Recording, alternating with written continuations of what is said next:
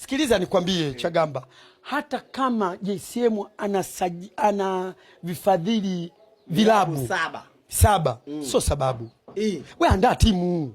Wewe andaa timu. Sema kweli. Wewe andaa timu. Sasa wanasema kwamba wewe anakuwa anapata pointi za bure kule. Nasema hivi, andaa timu. Yule Yesi ana wafadhili wale. Si ndio? Wewe anao wafadhili na ndio unapita nao mule.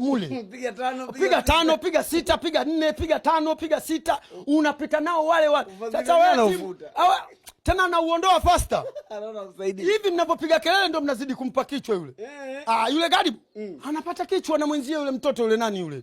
Huyu nani huyu? Engineer. Kwa hiyo mbona mimi mnazipiga tu? Tengeneza timu.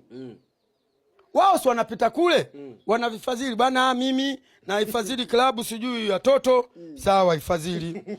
Sijui mimi na nini na ifadhili Azam, sawa ifadhili, wewe chukua. Sijui nani na nani, wewe wapi? Na Mungu sijui nani, Pamba, utajua wewe mwenyewe. Unaziandika pembeni. Bana, zimefadhiliwa ngapi? 8. Andika hapa. Weka 8. 8 point ngapi zinapigwa hesabu pale? 24. Kwa hiyo wewe kila unayekutana naye twanga nyingi, piga nyingi. Kila unayekutana naye pasua. Kila unayekutana naye ngewe nyingi. Yaani wewe kazi yako ni kupasua tu. Kaka, ukiona yale maandishi yanakutia hasira. Yaani wewe ukiyaona tu yale maandishi JCM, yaani unapatwa na unapagawa kweli kweli. Baba hana huruma huyu hapa. Baba hana huruma. Yaani mpaka unaonekana wewe una roho mbaya. Ndio. Sasa wewe ukitumia timu zimesajiliwa akikukazia na wewe unalegea, unaanza kulalamika kwenye vyombo vya habari. Nakusaidia nini? Andana, we kaa kimya, andaa timu.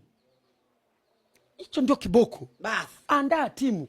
Sasa wewe kama mwaka jana mko na kina mama gwe wale wanajisukuma hata kukimbia. Wewe kama yule Pao Marijobe ukipiga ile imenyooka.